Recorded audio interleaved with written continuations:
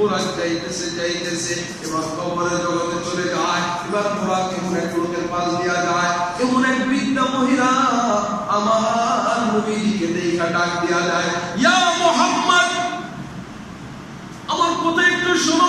জিবরাইল বলে, ইয়া রাসূলুল্লাহ, মহিলার দিকে আপনি তাকাইয়েন না, ওই কথার দিকে আপনি লক্ষ্য করিয়েন না, আপনি আপনার বুরাক নিয়ে সামনের দিকে যাইতে থাকেন।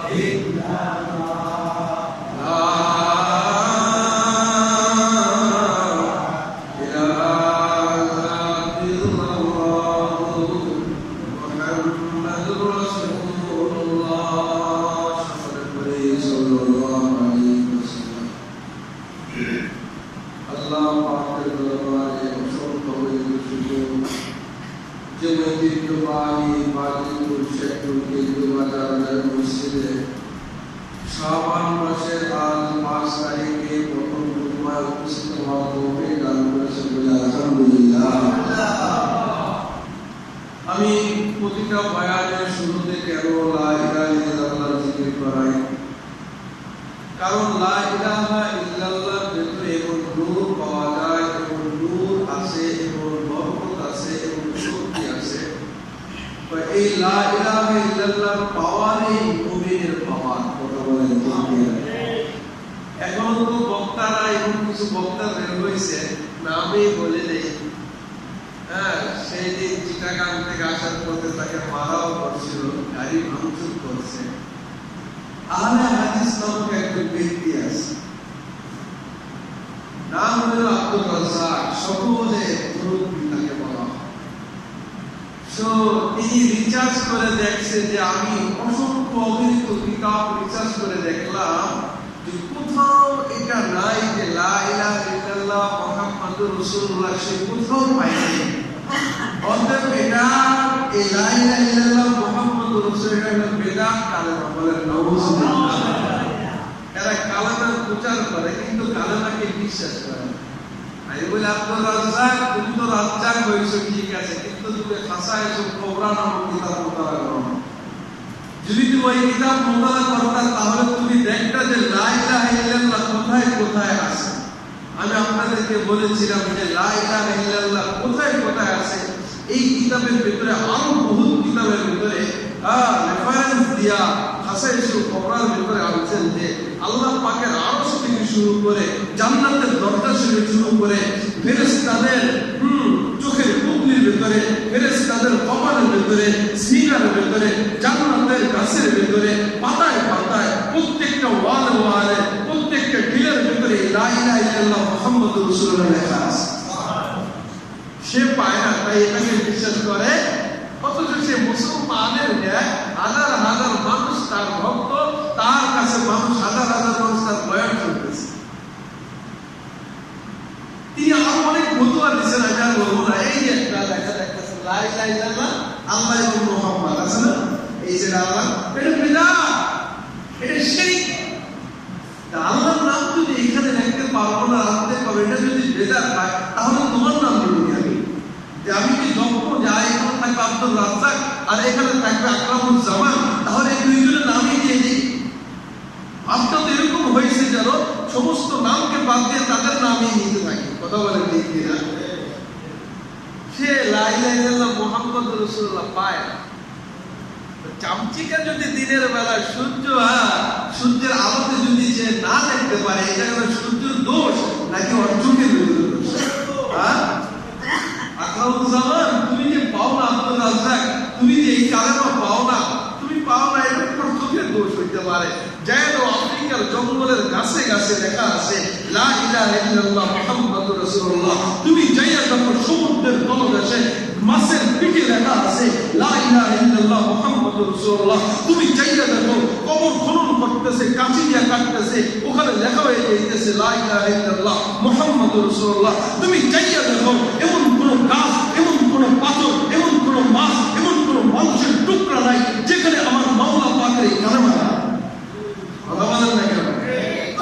যদি এটা নাই থাকতো তাহলে আল্লাহ পাকের কুদরতে তো দেখায় কেন?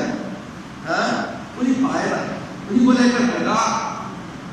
এই সমস্ত মানুষদেরকে কে যেন দাওয়াত দেয় আর কে যেন তাদের ওয়াজ শুনে আল্লাহই ভালো না। তারা বের করবে, শবে বরাতকে বের করবে। শবে বরাত এবং শবে কদর হলো যে মূর্তি পূজার নেয়, বা হিন্দুরা যেরকম গির্জায় যায় পূজা করে, সম্পূর্ণ পূজার নেয় এই শবে বরাত এবং শবে কদরকে তারা ফতোয়া দেয়। বিরোধী করে না, তাদের মাথায় কি আল্লাহ দিয়েছে। অথচ তারা আহলে সুন্নাত ওয়াল জামাত, তাদের সকলকে তারা জাহান্নামী বলতেছে, তারাই সঠিক পথে আছে। যারা বলে আমরা সঠিক পথে আছি, যারা বলে যে আমি বড়, আমি ভালো, আমি উত্তম, এরাই কিন্তু পদপতনে গেছে, এরাই জাহান্নামে গেছে। কথা বলেন, ইতিহাস আছে না?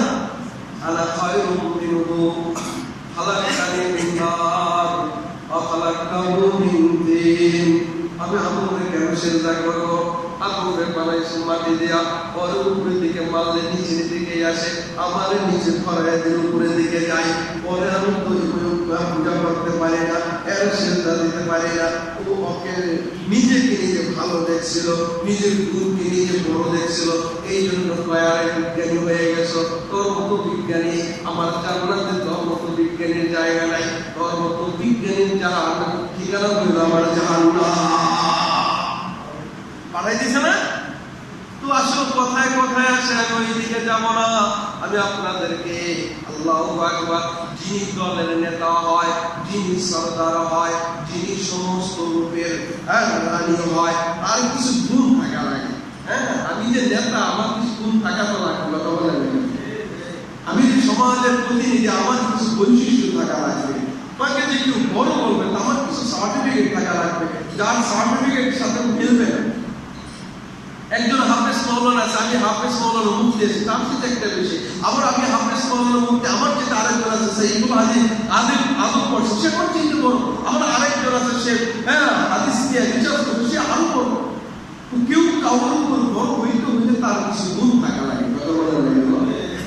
তো এমনি একটা কথা আপনাদেরকে বলবো অনেক বছর পরে, এটা আমার কোনো কথা না, কিতাবের কথা এবং শায়েখ ডক্টর আহমদ মুস্তাক আহমদ সাহেবের কথা, এগুলো আশেক মাসুকের কথা। সেটা কেমন কথা কি বোঝা যায় না? সফর হয়ে যাইছি তো ভালো পেয়ে না, নবাবগঞ্জ থেকে সকালে রওনা দিয়েছি। আল্লাহ, যাই হোক কথা তো বলতেই হবে। আল্লাহ পাক জান্নাতের ভিতরে একটা মিলন মেলা মিলেছিল। ওই মজলিসের ভিতরে, ওই মিলন মেলার ভিতরে আল্লাহ পাক রূহানি ভাবে সমস্ত পয়গম্বরের রূহকে আল্লাহ একত্রিত করেছিলেন। বলুন সুবহানাল্লাহ। ওই একত্রিত করার পরে আল্লাহ পাক বলেন, আমার কাছে দুইটা জিনিস আছে, এই জিনিস দুইটা আমি একজনকে দিতে চাই। কারা কারা দিতে চাও একটু হাত উঠাও। তখন সমস্ত পয়গম্বর বলেছিল, আব্বা জান আদম আলাইহিস সালাম মালিকরে ডাক দিয়ে কয়, আল্লাহ আমি তো সকল পয়গম্বরের পিতা, আমাদের আপনি দুইটা জিনিস দেন। এবার নূহ আলাইহিস সালাম বলে, আল্লাহ আপনার পরে তো সমস্ত বর্বরতা যুগ চলে আসছিল, আমি নূহ আলাইহিস সালামের কিস্তির ভিতরে 40 জন 42 জন মুসলমান, ওখান থেকে আবার আমাকে দ্বিতীয় আদম বলা হয়। আমার দুই জিনিস দুইটা দেন। ইব্রাহিম আলাইহিস সালাম কয়, আমার দিয়া যান শরিয়াতে দ্বীনে মুহাম্মদ রাসূলুল্লাহ সাল্লাল্লাহু আলাইহি সাল্লামের ধর্মের সুন্নাত জারি হয়েছে, ওটা আমারে দেন। মুসা কয়, আমি আপনার সাথে প্রেমের আলাপ করেছি, কথোপকথন করছি, আর কিছু করতে পারে নাই, ওই দুইটা আমারে দেন। ঈসা আলাইহিস সালাম বলে, মাওলা সবাই আপনি কি দিয়া বানাইছেন? আল্লাহ আমার কাপড় ফুল দিয়া বানাইছেন, একটা মেরে দিয়েছেন, আমি হয়ে গেছি, আমার কোনো আব্বা জান নাই, আমার ওই জিনিসটা দেন। ইসমাইল কয়, না আল্লাহ সমস্ত পয়গম্বরের ভিতরে আমাকে কুরবানির জন্য বাছাই করেছেন, আমার ওই জিনিসটা দেন। সুলাইমান আলাইহিস সালাম বলে, আল্লাহ আমার কাপড় সব ক্ষমতা দিয়েছিলেন, দেবতাকে সমস্ত কিছু ভাষা আমি বুঝতাম, ওই জিনিসটা আমারে দেন। দাউদ কয়, আল্লাহ আমারে দেন। আইয়ুব আলাইহিস সালাম কয়, আল্লাহ তোমার জন্য কতই না কষ্ট করেছিলাম, 18 বছর পর্যন্ত কি আমার কামড়াইছে, কোনদিন তো গালি দেই নাই, মাফ চাই নাই, আল্লাহ তুমি আমার মাফ করে দাও, কষ্ট হয়, আমার ওই জিনিসটা দেন। ইউসুফের বাইরের আক্রমণে আল্লাহ আমাকে কুবের ভিতরে যাইতে হয়েছে, আবার ভগবান খাইতে হয়েছে, আরেক মানুষের গোলামি খাচ্ছে, আমার ওই জিনিসটা দেন। মুসা কয়, আমার দেন। আল্লাহ এক এক পয়গম্বরে এক এক আল্লাহর কাছে বলে, আল্লাহ ওই জিনিস দুইটা আমার দেন। আল্লাহ পাক বলে, ওই জিনিস দুইটা নিতে হইলে তোমাদের সাপোর্টার থাকা লাগবে, যার যত সাপোর্টার বেশি হবে, যার যত মুরিদান বেশি হবে, যার যত উম্মত বেশি হবে, যার উম্মতের ভিতরে শরীয়ত মানবে বেশি, তাকেই আমি ওই জিনিস দুইটা দিব। সুবহানাল্লাহ। এবার আমি দেখি কার উম্মত কত বেশি হবে। হাসরের ময়দানে কাতার হবে 120টা, 80 কাতার হবে উম্মতে মুহাম্মাদের, আর 40টা কাতার হবে বাকি উম্মতের। সুবহানাল্লাহ। তাহলে মানুষ কার হইলে বেশি? আমাদের। আল্লাহ পাক বলে, আমি সিদ্ধান্ত নিলাম আমার বন্ধু মুহাম্মদ ওই জিনিস দুইটা দিব। আল্লাহ কি দুইটা দিবা? যে আমাদের সকলকে উপস্থিত কইরা তুমি এমন মিলন মেলা মিলাইয়া, এমন একটা মজলিস মিলাইয়া ওই জিনিস দুইটা দিতে চাও। আল্লাহ কয়, হ্যাঁ এটা আমি আর কাউকে দেই নাই, একটা দিব আখিরাতে, একটা দিব দুনিয়াতে। আখিরাতে যেটা দিব এর নাম হলো শাফাআতে কুবরা, একে শাফাআতের অনুমতি দিয়া দেব। আসলে ময়দানে শাফাআত করতে করতে জান্নাতে নিয়ে যাবে। সুবহানাল্লাহ। এইটা হলো আসলে ময়দানে দেব। দুনিয়াতে কোনটা আল্লাহ, দুনিয়াতে হইল মেরাজ, আমার এক পয়গম্বরকে মেরাজ করাবো, ওই দুনিয়াতে থাকা অবস্থায় 7 আসমান পাড়ি দিয়ে আমার সাথে দিদার হবে, এই জিনিসটা আমি দিব। তাহলে দুনিয়ার ভিতরে আমার নবীকে দুইটা জিনিস দিয়া নেতা বানাইয়া দিলেন, এই জিনিস দুইটা আর কাউকে দিলেন না। শাফাআতের কুবরা দিলেন হাসর ময়দানে নবীজিকে, আর দুনিয়াতে নবীজিকে দান করলেন মেরাজ। সুবহানাল্লাহ। আর কাউর আছে দুইটা? তাহলে আমার নবী বড় কিনা? মর্যাদার দিকটা বড় কিনা বলেন, সম্মানের দিকটা বড় কিনা? আল্লাহ পাক রূহের জগতে সমস্ত পয়গম্বরগুলোকে হাজির কইরা এবার মুহাম্মদকে আল্লাহ পাক এই দুইটা দিয়ে দিলেন। ওই মিরাজের আলোচনা চলতেছিল, মিরাজের দুইটা আলোচনা পাঠ হইল, দুইটা জমিনে ভ্রমণ করাকে বলা হয় ইসরা। বাইতুল্লাহ থেকে বাইতুল মুকাদ্দাসে যাবে, বুরাকে এটাকে বলা হয় ইসরা। বাইতুল মুকাদ্দাস থেকে আরশে আজিমে যাবে, এটাকে বলা হয় মিরাজ। ইসরার কথা কোরআন কারীমে বলে, আর মিরাজের কথা হাদিস শরীফে বলে। ওই হাদিস শরীফ বললে কি হবে? রমিয়মা ইয়ানতিকু আনিল হাওয়া ইন হুয়া ইল্লা ওয়াহয়ুন ইউহা। আমার নবীজি তো কোনো কথা বলেন না, যখন আল্লাহ বলে তখনই আমার নবীজি বলে। সুবহানাল্লাহ। হাদিস আল্লাহ পাকের এই কথা, কিন্তু আল্লাহ পাক তার অন্তরে ঢেলে দিতেন আর নবীজি বলতে আরম্ভ করে দিতেন। যতক্ষণ আল্লাহ পাকের কুদরতি জবাব না করে ততক্ষণ পর্যন্ত নবীজি কোনো কথা বলেন না। তাহলে জমিনের ভ্রমণটাকে যেন কি বলা হয়? ইসরা বলা হয়। তাহলে আপনাদেরকে বলছিলাম তিনটা পার্ট হবে। জমিনের সমতল জমিন দিয়া বুরাক দিয়ে এবার চলতেছে তো চলতেছে। আমি জমিনের ভ্রমণের কথা কতটুকু আলোচনা করেছিলাম। আবার জমিন থেকে এবার ওই বুরাক দিয়া কবরের জগতে চলা আরম্ভ করে দিল। বলেন সুবহানাল্লাহ। আজকে আমি বারজাখ কবরের জগৎ দিয়ে আরম্ভ করে দিলাম। বুরাক যাইতেছে যাইতেছে, এবার কবরের জগতে চলে যায়। এবার বুরাক এমন এক লোকের পাশ দিয়া যায়, এমন এক বৃদ্ধা মহিলা আমার নবীজিকে দেখা ডাক দিয়া যায়, ইয়া মুহাম্মদ, আমার কথা একটু শোনো। জিবরাইল বলে, ইয়া রাসূলুল্লাহ, মহিলার দিকে আপনি তাকাইয়েন না, ওই কথার দিকে আপনি লক্ষ্য করিয়েন না। আপনি আপনার বুরাকের সামনের দিকে যাইতে থাকেন। বুরাক এবার সামনের দিকে যায়, যাইতে যাইতে আবার এক বৃদ্ধ পুরুষ আমার নবীজিকে দেখা ডাক দেয়, ইয়া মুহাম্মদ। কিন্তু জিবরাইল বলে, ইয়া রাসূলুল্লাহ, এই বুড়ার কথা আপনি শুনেন না, এর দিকে তাকাইয়েন না, আপনি সামনের দিকে যান। যাইতে যাইতে আবার এক দলের লোকের সামনে দেখা। এবার ওই লোকের সামনে যখন দেখা, ওই সমস্ত লোকগুলা আমার নবীজিকে দেখা মাত্রই বলতে আরম্ভ করে দিল, আসসালামু আলাইকা ইয়া আউয়ালুস সালামু আলাইকা ইয়া আখিরুস সালামু আলাইকা ইয়া হাশিম। আল্লাহু আকবার বলেন। এবার ওই দুজন লোকেরা নবীজিকে সালাম দিলেন। নবীজি সালামের জবাব দিলেন। জিবরাইল আলাইহিস সালাম বলেন, ইয়া রাসূলুল্লাহ, ওই যে বৃদ্ধা মহিলাটা, পরে আপনি চেনেননি, আপনারা ডাক দিল, কেন আপনাকে বললাম শুনবেন না? আমি তো জানি না। ওই বৃদ্ধা মহিলাটা হইল দুনিয়া। ওই বৃদ্ধা মহিলাটা হইল দুনিয়া। ওই দুনিয়ার বয়স হয়ে গেছে। কয় কেমনে? কয় শয়তান আদম আলাইহিস সালাতু ওয়াস সালামের আগে এই শয়তানের সৃষ্টি হয়ে যায়, আদম মারা যায়, কিন্তু শয়তান জিন্দা থাকে। নূহ মারা যায়, শয়তান জিন্দা থাকে। কথা বলেন ঠিক কিনা? সমস্ত পয়গম্বর থেকে দুনিয়া থেকে চলে গেল, কিন্তু শয়তানের মৃত্যু হইল না। কেন হইল না? শয়তান মাওলার কাছ থেকে অনুমতি নিয়ে আইছে, কিয়ামত পর্যন্ত হায়াত চাই। কই বুঝলাম। তাহলে এই বৃদ্ধা মহিলাটা কেন ডাক দিল? কই এই বৃদ্ধা মহিলাটা হলো দুনিয়া। এই বৃদ্ধা মহিলাটার মওতের যতটুকু হায়াত বিদ্যমান সেগুলো হয়ে গেছে, ওর হায়াত আর বেশি বাকি নাই। কই ঠিক দুনিয়ার বয়স হয়ে গেছে। সেই যে সৃষ্টি হয়েছে দুনিয়া, এখন দুনিয়ার বয়স হয়ে গেছে। বৃদ্ধ মহিলার যে পরিমাণ হায়াত বাঁচিয়ে আছে, ঠিক এই দুনিয়ার পূর্ব হায়াত বাঁচিয়ে আছে। আল্লাহু আকবার। ওই যে পুরুষটা দেখলাম, ও হলো শয়তান। কই কেন ডাক দিল এরকম কইরা? কই দুনিয়াও ডাক দিছে আপনাকে, শয়তানও ডাক দিছে আপনাকে এই জন্য যে নিজের দিকে আকৃষ্ট করার জন্য। দুনিয়ার মহব্বতে কইরা দেখেন, দুনিয়ার কাজ, দিনের কাজ ছাইড়া দেওয়া লাগে। দুনিয়ার মহব্বতে করিয়া দেখেন আপনার দিন ধর্ম ছাইড়া যায়। দুনিয়ার মহব্বতে করিয়া মানুষ পর্দা ছাইড়া যায়। দুনিয়ার মহব্বতে করিয়া হালাল হারামকে মিস করে না। দুনিয়ার মহব্বতে করিয়া মানুষের উপর জুলুম করে। দুনিয়ার মহব্বতে করিয়া মানুষকে মানুষই ভাবে না। কথা বলেন ঠিক কিনা? ওই তারা ডাকতেছে আপনাকে নিজের দিকে আকৃষ্ট করার জন্য। দেখিনি দুনিয়ার ভিতরে একটু পাগল করা যায়। ওই যে লোকগুলা যে দেখলাম সালাম দিল, ওই একজন হইল আপনার আব্বা জান আদম, আরেকজন হইল মুসা, আরেকজন হইল ঈসা। ওই কবরের জিন্দেগিতে মুসা আলাইহিস সালামকে আল্লাহ রাসূল মিরাজের কবরে দেখেছিলেন। মুসা কবরে নামাজরত অবস্থায় তন্দ্রায় হয়ে আছে।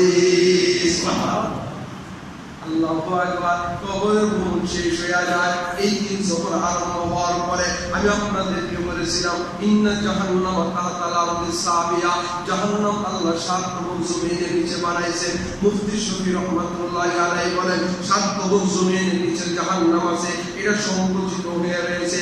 আসলে ময়দানে ওয়াজিআ ইয়াউমাইযিন বিজাহান্নাম ইয়াউমাইযি ইয়াতাযাক্কারুল ইনসানু ওয়া আন্না লাহু যিকরা।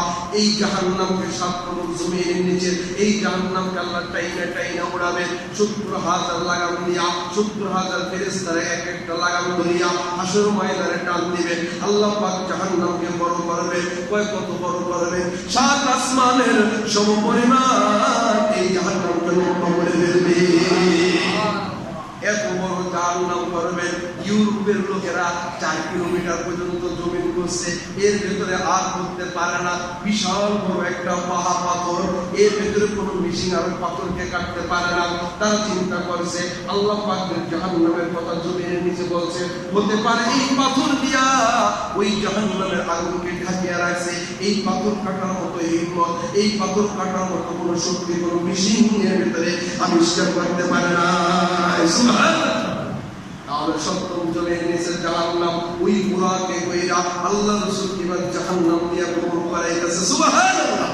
এবার বলবেন হুজুর জাহান্নামে তো ভ্রমণ করাইতেছে, তাহলে নবীজির শরীর কি করে না? ওই নবীজির শরীর করে না, ওই কেন করে না? ওই যে কলমের ভিতরে ঈমান এবং হিকমতের অক্সিজেন দিয়ে দিয়েছে। ঈমান যদি তোমার বাড়িয়া যায়, আগুনের ভিতরে ঝাঁপ দিবা, মারার মালিক কে? বলেন না কে? সমস্ত ক্ষমতার মালিক যখন মানুষের ঈমান কলমের ভিতরে বসে যায়, ও আগুনের ভিতরে ঝাঁপ দিলে আগুন বাগান হয়ে যায়, ও সমুদ্রের ভিতরে ঝাঁপ দিলে সমুদ্র পানি হয় না, ওটা পাথর মাটি হয়ে যায়। আল্লাহু আকবার। তো ঈমান নামক অক্সিজেন ওই কলমের ভিতরে ঢুকাইছে, হিকমতের অক্সিজেন কলমের ভিতরে ঢুকাইছে এবং জান্নাতি পোশাক নবীর গায়ে পরাইছে। কোন জাহান্নামের আগুনের ক্ষমতা না যায়, ওই জাহান্নামের আগুন ওই পোশাককে ভেদ করিয়া আমার নবীর গায়ে স্পর্শ করে। সুবহানাল্লাহ। তো এবার যাইতেছে বোরাকিয়া, বোরাক চলতেছে, গতি তো 1,86,000 মাইল, সেকেন্ড 1,86,000 মাইল বেগে চলতেছে। যাইতে এবার যায়, আমার নবীকে দেখতে পায় অনেকগুলা লোক। ওই লোকের অনেকগুলা লোক, যেই লোকগুলার হাতে আল্লাহ রাসূল দেখে যে বিশাল বড় বড় তামার চারি, এবং ওই চারি দিয়া নিজের চেহারাগুলা কিভাবে আশ্রাচ্ছে, মানে চিরুনির মতো চুল আশ্রানোর মতো এরকম করে খাইতেছে, চিরা বাড়াইতেছে, নিজের বক্ষকে এরকম অবস্থা করতেছে। আল্লাহ রাসূল দেখে বললেন, জিবরাইল এরা কারা রে, এত এই করুণ অবস্থা কেন? তামার চেহারা দিয়া নিজের চেহারাকে কত বিকৃত করতেছে। এরা আর কেউ না, এরা হইল অন্যের, এরা হইল অন্য মানুষের বস্তু বক্ষণকারী। নাউযুবিল্লাহ। বলবেন অন্য মানুষের বক্ষণকারী মানে এরাও হইল পরনিন্দাকারী, এরাও হইল গীবতকারী। ওই গীবত যারা করে তাদের শাস্তি হবে জাহান্নামে। এটা আল্লাহ রাসূলকে দেখাইছেন। আল্লাহু আকবার। এবার বলবেন হুজুর গীবত কারে কয়? আমার নবী যে একদিন মজলিসের ভিতরে সাহাবায়ে কেরামদেরকে বললেন, তোমরা কি জানো গীবত কারে কয়? সাহাবায়ে কেরাম বলতেন, আল্লাহু আ'লামু বিমুরাদিহি, আল্লাহ এবং তার রাসূল ভালো জানে, আমরা জানি না গীবত কারে কয়। আমার নবীজি বলেন, তোমার ভাই এমন দোষ এমন আলোচনা করলা, তোমার ভাই এখানে উপস্থিত নাই, এই কথাগুলো যদি তোমার ভাই শুনতো তাহলে তোমার ভাই ব্যথা পাইতো। এবার সাহাবা কেরাম বললেন, ইয়া রাসূলুল্লাহ, আমার ভাই যে কথাগুলো আমার ভাইয়ের কাছে বলবো, ওই দোষগুলো যদি ভাইয়ের ভিতরে থাকে তারপরও কি গীবত করিবেনি? আল্লাহ রাসূল বলেন, যদি তোমার ভাইয়ের ভিতরে ওই দোষগুলো থাকে তাহলে হবে গীবত, আর দোষ যদি না থাকে তাহলে তুমি তাকে মিথ্যা তুহমত দিলা। আমার ভাই একটা অপরাধ করছে, এটা নিয়ে আপনি চার দোকানে পয়সা পয়সা ভাইয়ের নামে গীবত করতেছেন, ভাই এটা ওইটা এটা ওইটা, এইটাই হইল গীবত। ওই কথাগুলো শুনলে তোমার থেকে কষ্ট পাইতো। এই জন্য আমাদের মুসান্নিফরা বলেন, জারাহাতুস সিনানি লাহাল দিয়ামু ওয়ালা ইয়ালকাহু মা জারাবাল লিসানু। ওই গীবত করবে ওয়ালা নিজের আপন ভাইয়ের বস্তু খাওয়ার মতো টাইনা টাইনা খাইলে যেরকম আমার ভাইয়ের শরীরের বস্তুগুলা আমি যদি কাছে দিয়া কাইটা খাই, আমি যদি কোনো কিছু দিয়ে কাইটা খাই, আমার ভাইয়ের যেমন কষ্ট হয়, গীবত করবে ওয়ালা গীবত যারা করে এই কথাগুলা গীবত ওয়ালা ওই ভাই যদি শুনতো, ওই তার চেয়ে বেশি কষ্ট হয়, তার চেয়ে বেশি কষ্ট হয়। এই জন্য হাদিস শরীফে আল গীবাতু আশাদ্দু মিনাজ জিনা, গীবতকারী হইল জিনার চাইতে জঘন্যতম। হাদিস শরীফে বলা হয় 33 বার, কোন হাদিস শরীফে আছে 36 বার, তাই 36 বার ব্যভিচার লিপ্ত হওয়া, 36 বার জিনায় লিপ্ত হওয়ার চাইতে যে গীবত করা হইল জঘন্যতম পাপ। নাউযুবিল্লাহ। তাহলে আমরা 33 বার বা 36 বার যদি আমরা জেনায় লিপ্ত হই, তার চাইতে মারাত্মক হইল গীবত। গীবত করলে নিজের অর্জিত সম্পদগুলা নষ্ট হয়ে যায়। কেমনে? তুমি তোমার ভাইয়ের খারাপই বর্ণনা করলা, তোমার নেক আমলগুলা একটা পাইপের মাধ্যমে তোমার ওই ভাইয়ের আমলনামায় চলে গেল। যদি তোমার আমল না থাকে বা তোমার ভাইয়ের যে বদ আমলগুলো আছে ওইটা আবার একটা পাইপ দিয়ে তোমার কাঁধের ভিতরে এসে গেল, তোমার অর্জিত সম্পদগুলা নষ্ট হয়ে যায় গীবত হওয়ার কারণে। মেরা মুহতারাম ভাই, লম্বা আলোচনা না, এবার নবীজি বললেন তাই আমার নবীজির বোরাক চলতেছে জাহান্নামের উপর দিয়া, জাহান্নামের ভিতর দিয়া বোরাক চলতে আরম্ভ করে যায়। যাইতে যাইতে দেখে বিশাল এক রক্তের সাগর, সাগরের ভিতরে মানুষগুলা হাবুডুবু খাইতেছে, সাঁতার কাটতেছে, আর বিশাল বিশাল পাথরগুলা কামড়ে কামড়ে খাইতেছে। আমার নবীজি দেখা বলে জিবরাইল, এই যে আমার এই যে রক্তের সাগরের ভিতরে সাঁতার কাটতেছে, পাথরগুলা খাইতেছে, এইগুলা কি জন্য রে জিবরাইল? এরা কারা? এরা হইল আপনার ওই সমস্ত উম্মত যারা জিন্দা অবস্থায় সুদ খাইছে। যারা সুদ খায় তারা হইল, তাদের শাস্তি হইল। মিয়া বুঝাইতে পারলাম না, 1 দিরহাম সুদের মাধ্যমে 1 দিরহাম উপার্জন করে খাওয়া, 1 টাকা উপার্জন করে খাওয়া, কিতাবের ভিতরে লাগে আল্লাহু আকবার, কিতাবের ভিতরে লাগে যে 33 কিতাবের ভিতরে লেখে যে আপনার 1 দিরহাম সুদি টাকা খাওয়া, আর হইল আপনার যাই হোক স্মরণ হইল মনে অনেক একটা মারাত্মক গুনাহ আছে। এখন কি হবে আন্তর্জাতিক বলা যায় না, যাই হোক এরকম হইল যে সুদি টাকার এত অপরাধ। সবচেয়ে নিম্নতম অপরাধ হইল 70টা তো পাপের দরজা, আবার কোন কোন কিতাবে আছে 76টা, আরেকটা কিতাব আছে 73টা। যে গীবত যারা সুদ খায় তাদের 70, 73, 76টা গুনাহ আছে। সর্বনিম্ন গুনাহ হইল ওই নামাজিওয়ালা, ওই হাজিওয়ালা, ওই গাজিওয়ালা, ওই জিকির করাওয়ালা, ওই ভালো মানুষটাওয়ালা, যারা ভালো মানুষ নামে পরিচিত কিন্তু সুদ খায়, ওই মানুষটার সর্বনিম্ন গুনাহ হইল মায়ের সাথে জিনা করে। ওর হাজি দিয়ে কি হবে যে মসজিদে এসে নামাজ পড়ে অথচ মায়ের সাথে জিনা করে, ও দান সদকা করে, মায়ের সাথে জিনা করে, এর চাইতে আর খারাপ কি থাকতে পারে বলেন? ঠিক কি না? এই জন্য ভাই হালাল খান, এত মাছ মাংসের দরকারটা কি?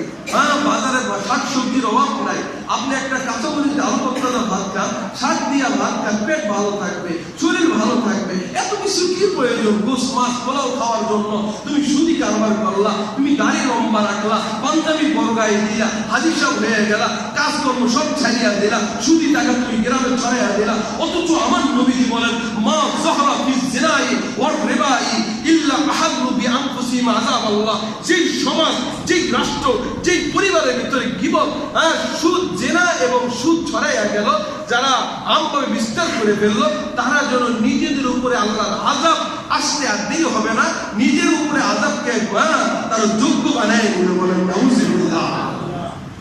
তাহলে সুদ থেকে আমাদের পরিত্রাণ হইতে হবে। যারা যে সুদের সাথে অনেক সময় আমরা এই সুদের কথা জানা না, যে অনেক সময় আছে টাকা 20,000 নিছে, জমিন দিয়ে দিছে, তো জমিন চাষ করে খাইতেছে কিন্তু 20,000 টাকা আবার 20,000 টাকা ফেরত দিয়ে দেবে, তো নিয়ে নিবে জমিন তারে দিয়ে। এই যে তুমি জমিন থেকে তুমি এই যে সম্পদগুলো বছরকে বছর খাইতেছো, এটা তুমি চিন্তা করছো এটা সুদ নাকি? জানি না যে টাকা 20,000 দেওয়ার পরে সে জমি দিছে, ভাই 30,000 টাকা লাগবে, তুই আমার এই জমির 1 বিঘা খাইতে থাক। তুই খাইতেছে, কিন্তু এই জমিনের ভাড়া তুমি দিলে না, এই জমিনের ফসলের তুমি এজারা কিচ্ছু দিলে না, বরং তোমাকে আবার তোমাকে টাকাটা ফেরত দিয়ে দেবে, তার জমি তুমি ফেরত দিয়ে দিলা। তাহলে এই সম্পদের ভেতর থেকে যে তুমি মুনাফাটা তুমি অর্জন করলা, তাকে যে দিলেন, এটা কি হইলো? তুমি আরেক ভাইকে 1 লাখ টাকা দিলে মাসে 5,000 টাকা দিবে, এটা যেরকম সুদ হইতে পারে, তোমার ভাইকে তুমি টাকা দিয়া সম্পদ দেওয়ার মাধ্যমে ওখান থেকে তুমি মুনাফা অর্জন করলা, এটাও সুদ। এই জন্য যারা এই কারবারের সাথে জড়িত তারা ছেড়ে দেয়। মেরামত তারা ভাই 3 নম্বরে এবার আমার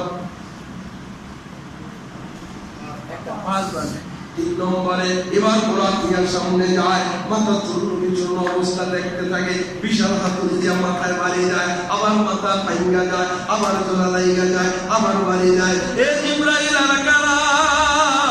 আমার নবীজি বলে, ইয়া রাসূলুল্লাহ, এরা হইল ওই সমস্ত উম্মত যারা ফরজ নামাজ আদায় করতে অলসতা করে, আলসামি করে, পরি করতে যাইয়া বিকাল 4টা বাজায় যায় যোহর নামাজে, আবার আসর নামাজ পরি করিয়া সন্ধ্যা পড়াইয়া যায়, এশা নামাজ পরি করতে যাইয়া রাত্রিবেলা ঘুমাইয়া যায়, পড়তে চায় না। এই যে অলসতা, এই অলসতা করতেওয়ালা আযাব হইল ইনজাম। তাই আবার ওরা সামনে দিকে যায়, যাইতে দেখে আল্লাহু আকবার, অসংখ্য গণিত মানুষগুলা গরু এবং উটের মতো ঘাস যেরকম খায়, এরা পাথরগুলা বর্ষণ করতেছে। জিজ্ঞাসা করে, আরে এরকম শাস্তি কেন? আমার নবীজি আল্লাহ জিবরাইল আলাইহিস সালাম বলেন, ইয়া রাসূলুল্লাহ, এরা হইল ওই সমস্ত লোক যাদের মালের যাকাত হইছে, মালের যাকাত দেয় না, এরা যারা যাকাত দেয় না তাদের শাস্তি হইল এই। নাউযুবিল্লাহ বলেন। এবার আমার বোরাক চলতেছে, সেকেন্ডে 1,86,000 মাইল বেগে বোরাক যখন যাইতে দেখে এক জায়গায় এমন বিশাল এক দলের লোক, সামনে তাদের একটা ডেক্সি আছে, 2টা ডেক্সি আছে, তো এক ডেক্সির ভেতরে ভালো সুন্দর গোস্ত পাকানো, আরেক ডেক্সির ভেতরে পচা গোস্ত এবং কাঁচা গোস্ত, কিন্তু সকলেই পচা গোস্ত এবং কাঁচা গোস্ত খাইতেছে, ভালো গোস্তর কাছে যায় না। জিজ্ঞাসা করা হয়, ইব্রাহিম এর তো কারণটা বুঝলাম না। কেন বলেন না? এই যে যারা পচা গোস্ত খায়, এরা দুনিয়ার ওই সমস্ত উম্মত, পুরুষ উম্মত যাদের বিবি থাকা সত্ত্বেও অন্যের মেয়ের সাথে জিনায় লিপ্ত হয়, এরা ওই সমস্ত নারী যাদের স্বামী থাকা সত্ত্বেও যারা অন্য পুরুষের সাথে পরক্রিয়া করে, এদের শাস্তি হইল এই। নাউযুবিল্লাহ। আবার সামনে যায়, দেখে এক বিশাল মানুষের দল, জিহ্বাটা টান দেয়, কেচি দিয়া কাইটা দেয়, আবার জিহ্বা টান দেয়, আবার কেচি দিয়া কাইটা বানায়। ও জিবরাইল, এত কঠিন শাস্তি কেন? এবার নবীজি জিবরাইল আলাইহিস সালাম বলেন, ইয়া রাসূলুল্লাহ, এরা হইল দুনিয়ার ভিতর ওই সমস্ত ওয়াইজ, এরা হইল দুনিয়ার ভিতর ওই সমস্ত মুবাল্লিগ, এরা হইল দুনিয়ার ভিতর ওই সমস্ত উপদেশদাতা যারা উপদেশ দেয়, যারা ওয়াজ নসিহত করে, যারা দ্বীনের পথে দাওয়াত দেয়, কিন্তু ও মানে না, ও ওটাকে মানতে চায় না, দ্বীনের দাওয়াত দিতেই আছে, ওয়াজ খালি করতে আছে, কিন্তু মানার ধার ধারে না। ভাই এই সমস্ত ওয়াইজ উপদেশকারী জিহ্বা আল্লাহ এইভাবে কাটবে। নাউযুবিল্লাহ। আবার মোরাদ যায়, যাইতে দেখে তন্দুর চুলা, ওই যে আমাদের তন্দুর রুটি পাকায় না, ওরকম একটা চুলার ভিতরে বিশাল আগুন, ওটার ভিতরে নারী পুরুষ এরকম চক্রের মতো আগুনের তাপে খালি ঘটতেছে। এবার ঘটতেছে তো এটাই শেষ না, ওই বিশাল বড় বিচ্ছু তাদের লজ্জাস্থান গুলাকে কামড়াইতেছে। পুরুষের লজ্জাস্থানে কামড় দেয়, মেয়ে লোকের লজ্জাস্থানে কামড় দেয়। নবীজি জিজ্ঞাসা করলেন, জিবরাইল এই শাস্তি গুলা কি? বুঝলাম না। এরা হইল কারা জানেননি?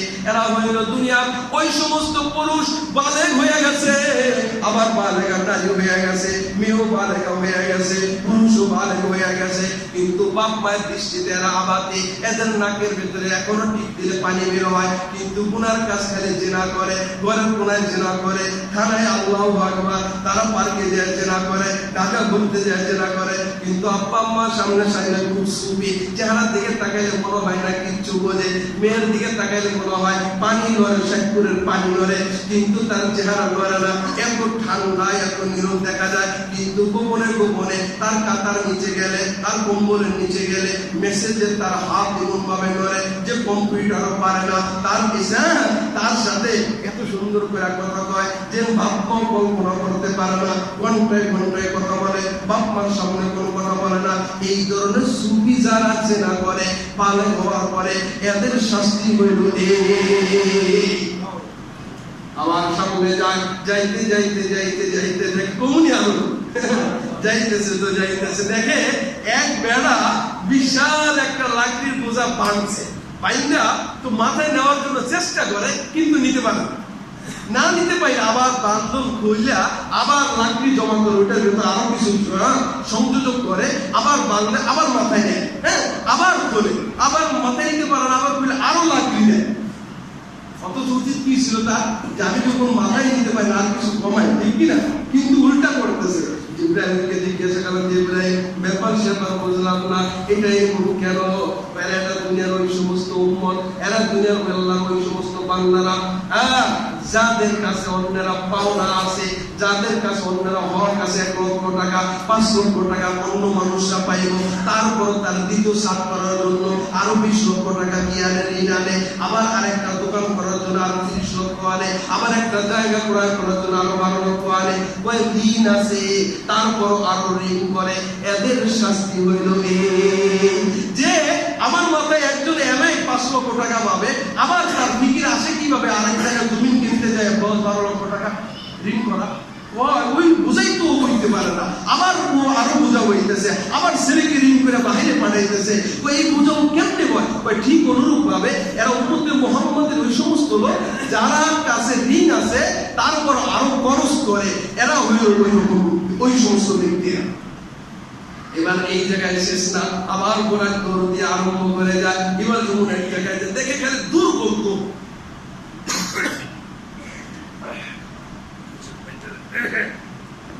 তো এমন এক জায়গায় গেছে দেখে দুর্গন্ধ,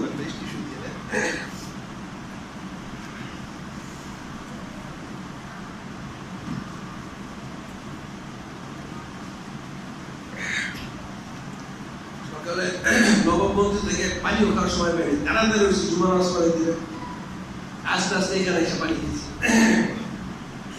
তো এমন এক জায়গায় যায়, যে জায়গায় যাইয়া শুধু দুর্গন্ধর চোটে নবীজির কষ্ট হইতেছে। জিব্রাইলকে জিজ্ঞাসা করেন, জিব্রাইল এখানে এই অবস্থা কেন? কয়টা হলো জাহান্নামের দুর্গন্ধ পাইতেছেন, আমার পরার সামনে যাইতেছে, এবার দেখে সুন্দর মিষ্টি সুঘেরান, ফুলের মতো ঘেরান, সেন্টের মতো ঘেরান। এবার জিব্রাইলকে জিজ্ঞাসা করে, এই জায়গায় এত সুন্দর ঘেরান, এটা কোথায় থেকে আসলো? কেন? এটা হইল জান্নাতের খুশবু। সুবহানাল্লাহ। দুনিয়ার ভ্রমণ শেষ, কবরের ভ্রমণ শেষ, জাহান্নামের ভ্রমণ শেষ হয়ে গেল। এবার আল্লাহ রাসূল এবার দুনিয়ার ভিতরে ওই পোরাক এবার তাকে বাইতুল মুকাদ্দাসে নিয়ে যায়। সুবহানাল্লাহ।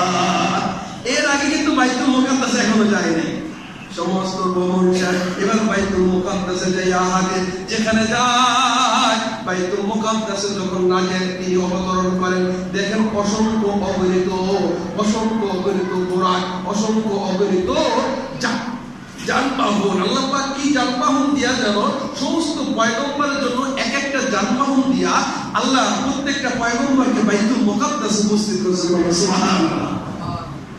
বুরাকের নাই সমস্ত ওইরকম কিছু জন্তু, সব জন্তু গুলা বানা আল্লাহ রাসূল অবতরণ করলেন। এবার ওই বুরাক পাত্রে কোথায়?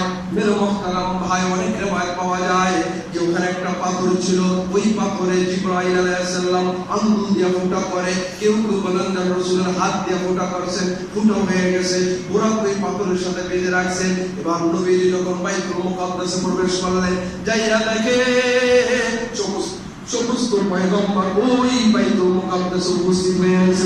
সুবহানাল্লাহ। উপস্থিত হয়েছে। এতটুকুই সান্ত্বনা, নবীজি প্রবেশ করার সঙ্গে সঙ্গে একজন মুয়াজ্জিন আযান দেয়। এই মুয়াজ্জিন কে? কেউ বলেন জিবরাইল আলাইহিস সালাম আযান দেয়, কেউ বলেন যে নবীজির ভিতরে কেউ আযান দিয়েছে। আযান যখন দেয়, আল্লাহু আকবার আল্লাহু আকবার আশহাদু আল্লা ইলাহা ইল্লাল্লাহ আশহাদু আন্না মুহাম্মাদান রাসূলুল্লাহ। এখনো কিন্তু নামাজ নবীজির উপরে ফরজ হয় নাই। এর আগ পর্যন্ত নবীজির উপরে তাহাজ্জুদ নামাজ ফরজ ছিল। আল্লাহ পাক তাকে মিরাজে নেবেন।